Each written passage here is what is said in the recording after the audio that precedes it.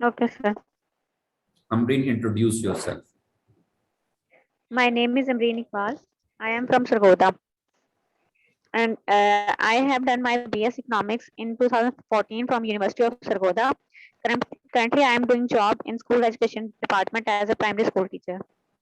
Okay Amreen, आपने last 5-6 years में कहीं टीचिंग की है इकोनॉमिक्स से रिलेटेड? No, sir, economics से related teaching नहीं की है. एंड आपने एमफिल भी नहीं की लास्ट 6 years में? No, sir. देन ये तो आपकी अचीवमेंट है कि आपने टेस्ट पास कर लिया out of 6 to 7 thousand candidates. Any how, Thank you, sir. मैं आपसे 2-3 क्वेश्चन स्टार्ट में करूंगा and then I will shift my panel towards Junaid and Arif. First question from you is related to international trade. Can you tell me about the Leontief paradox? Leontief paradox, sir, it is a theoretical, empirical studies of the Heckscher-Ohlin model. According to Heckscher-Ohlin, Yes. a country will specialize and export that product whose factors of production are in abundance. But लियोनटिफ उसने इसको empirically study किया था और उसने जो result उसने पाए थे वो इसके ऑपोजिट थे. Okay, good. एक थ्योरम है प्रीबिश-सिंगर थ्योरम. प्रीबिश-सिंगर Yes, sir. थ्योरम, इसके बारे में आप कुछ पता है? ये डेवलपिंग कंट्री के बारे में कुछ बताता है, उनके टर्म ऑफ ट्रेड के बारे में. मैंने हिंट भी दे दिया, लेकिन अगर आप थोड़ा सा इसको बता जी दो. सर. जी जी सर, ये सिंगर थीसिस है, उसने कहा था कि डेवलपिंग कंट्रीज का जो टर्म ऑफ ट्रेड है वो हमेशा जो है वो उसमें रहता है, डेफिसिट में रहता है, और वो वजह क्या डिक्रीजिंग होता है. वजह क्या होती है? उनकी जो इंपोर्ट्स होती हैं वो एग्रीकल्चर या इंटरमीडिएट गुड्स होती हैं, और सॉरी एक्सपोर्ट्स उनकी इंटरमीडिएट गुड्स या एग्रीकल्चर गुड्स होती हैं, और उनके एक्सपोर्ट मैन्युफैक्चर्ड गुड्स होती हैं. Good good good. अच्छा, ये बताएं कि पावर्टी की मेजर्स कोई सी दो, मुझे कोई एक दो बता दें. How to measure the poverty, how we can measure the poverty. Sir, एक हेड काउंट इंडेक्स है जी जी, इसका एंड ठीक है. Poverty line. Poverty line, poverty line. Yes sir. अच्छा, क्या इंटरनेशनल पॉवर्टी लाइन है आजकल? Poverty line sir $2 per day. ठीक है. अच्छा, मुझे ये बताएं कि आजकल जो लाइक लास्ट वीक में करंट एक्सचेंज रेट क्या चल रहा है पाकिस्तान का डॉलर के साथ? सर 166 पॉइंट समथिंग है. Okay. Can you tell me what are the causes that are depreciating Pakistani rupee and appreciating, या वो पावरफुल जो है ना डॉलर गेन कर रहा है अपनी वैल्यू को और पाकिस्तानी रूपी लूज कर रहा है? डेप्रिशिएटिंग पाकिस्तानी रुपए. जी, पाकिस्तान की करेंसी डेप्रिशिएट हो रही है लास्ट 2 मंथ से, तो उसकी क्या रीजन है, आप कुछ बता सकती हैं? सर, एक तो बेसिक रीजन यही है कि imports are greater than exports. ठीक है. प्रेजेंट गवर्नमेंट तो बड़ा काम कर रही है, इंपोर्ट्स को कंट्रोल किया है. दे क्लेम के करंट अकाउंट डेफिसिट जो है वो रिड्यूस हुआ है, सरप्लस में चला गया है. इंपोर्ट्स तो रिड्यूस किए हैं उन्होंने. Then there are some external factors. कुछ पता है आपको, कुछ करंट नॉलेज?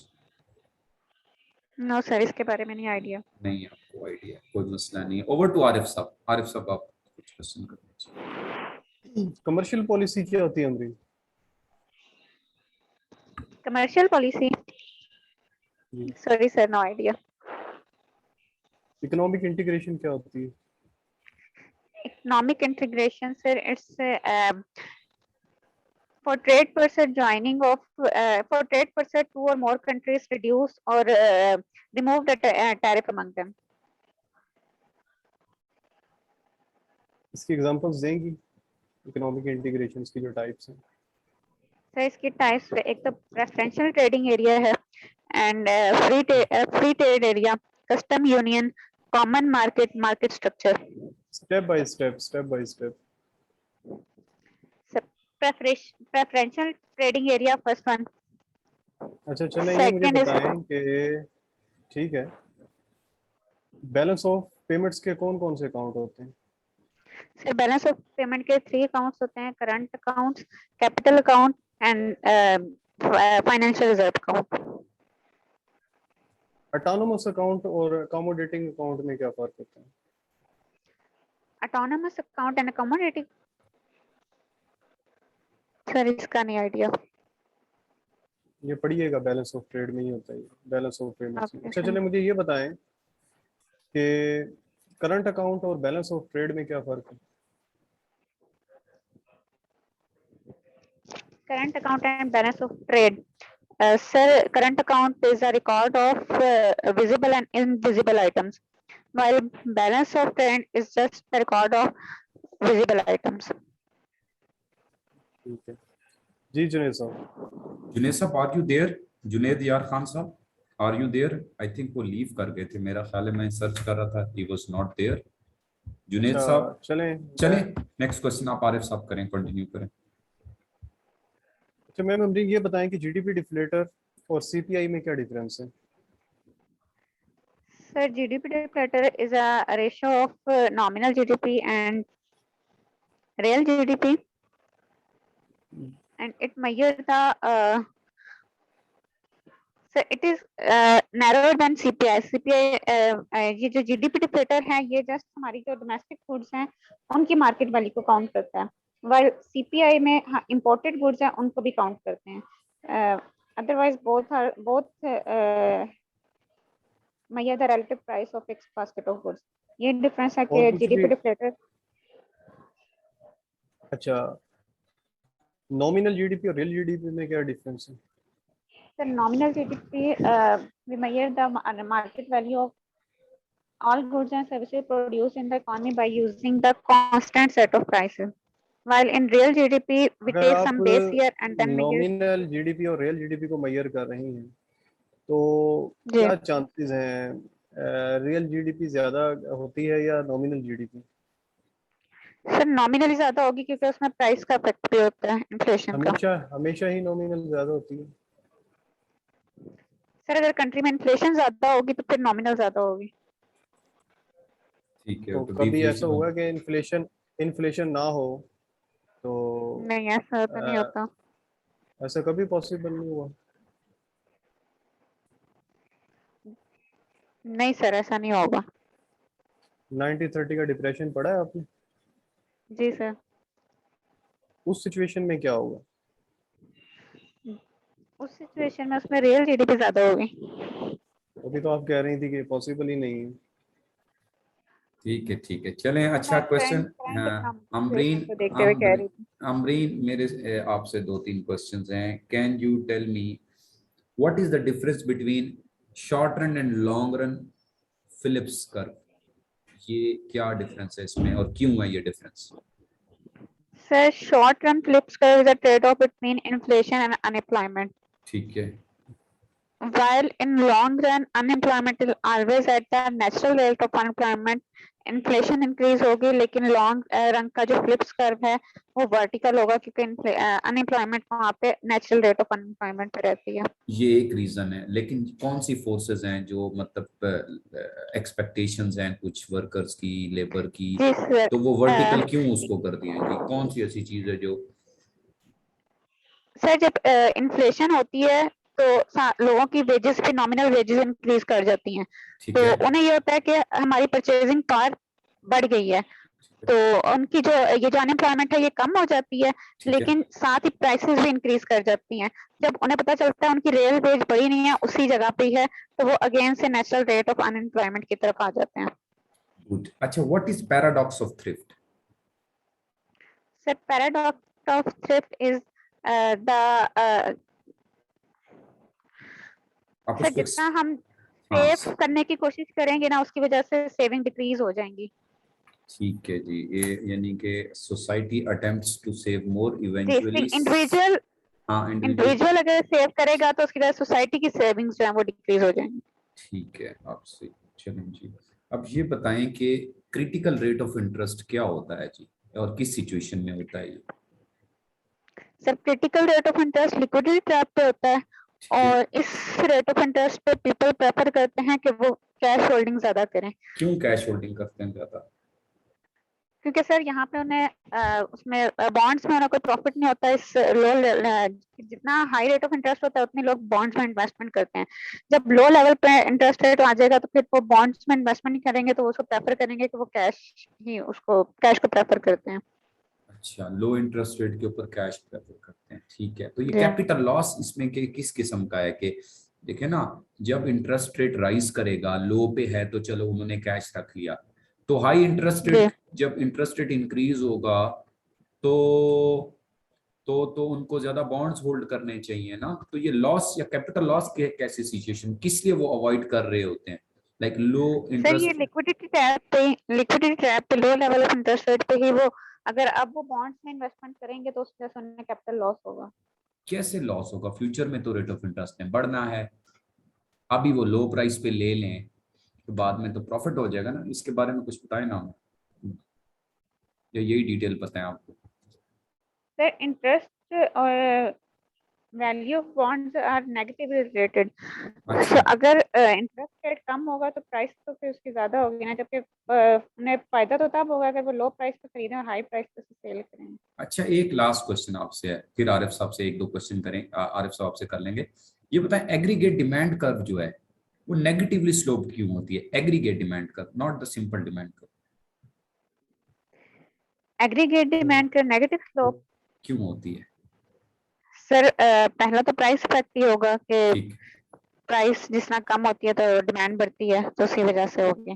ठीक हो गया, चलिए। सेकंड, इनकम इफेक्ट, परचेजिंग मैंने पावर बढ़ती है। एग्रीगेट डिमांड के भी तीन रीजन होती हैं, ठीक है।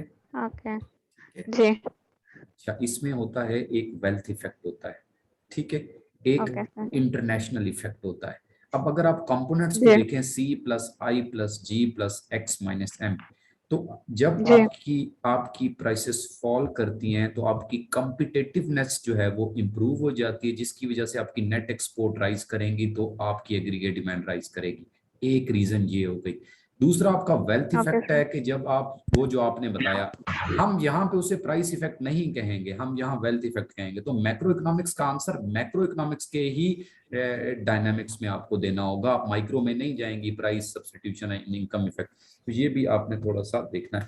Can you tell me, okay sir. Last question from my side, के एग्रीगेट डिमांड कर्व जो है, long run aggregate demand curve जो है, उसकी शिफ्टिंग के फैक्टर्स कौन से हैं? Long run aggregate demand, sir यही होंगे ना फिर शिफ्टिंग फैक्टर, एग्रीगेट वेल्थ होगा, supply, wealth increase. Aggregate supply, long run aggregate supply के शिफ्टिंग फैक्टर्स,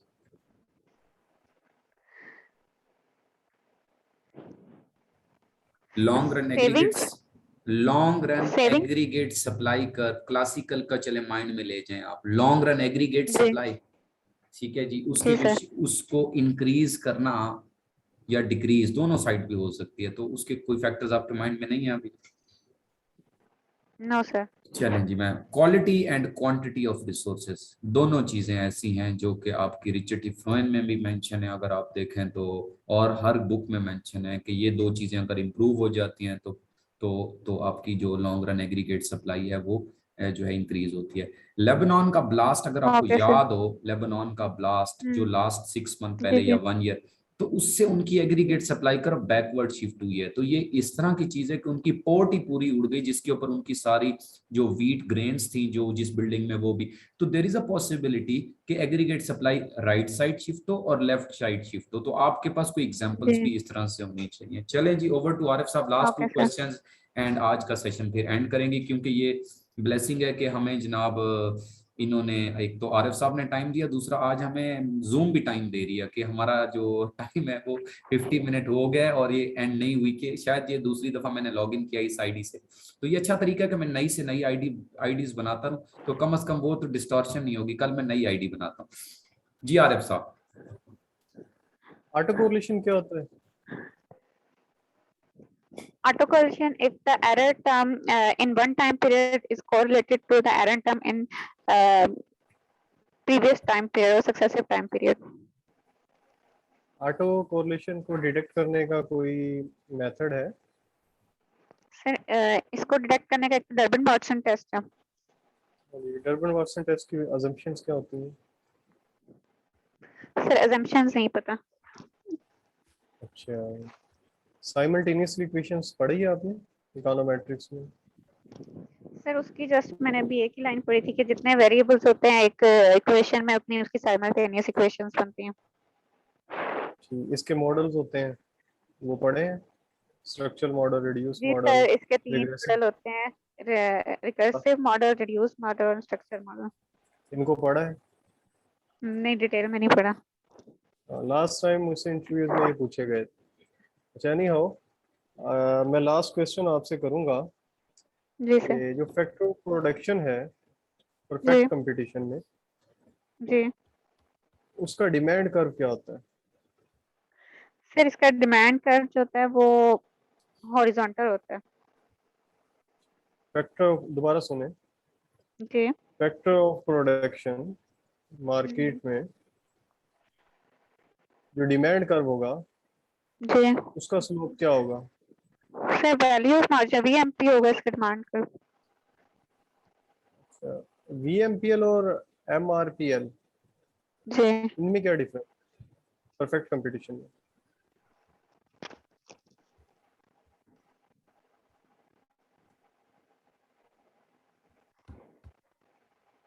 सर, अगर हम मार्जिनल प्रोडक्टिविटी को प्राइस से मल्टीप्लाई करेंगे तो ये हमारे पास VMPL होगी। And if we multiply marginal productivity with marginal revenue, में डिफरेंस क्या होता है इन परफेक्ट कंपटीशन? नहीं सर, इसका नहीं अभी मेरे माइंड में है। ये दोनों सेम ही होते हैं क्योंकि परफेक्ट कंपटीशन में प्राइस और मार्जिन रेवेन्यू सेम होता है। तो इस वजह से जो फैक्टर ऑफ प्रोडक्शन का डिमांड कर्व है उससे VMPL कह लें या MRPL कह लें, वो सेम ही है। ओके, मोनोपोली में डिफरेंस होगा क्योंकि मोनोपोली में ठीक जो है। प्राइस है और जो मार्जिन रेवेन्यू है वो डिफरेंस होती है। ठीक है, थैंक जी यू जी सर।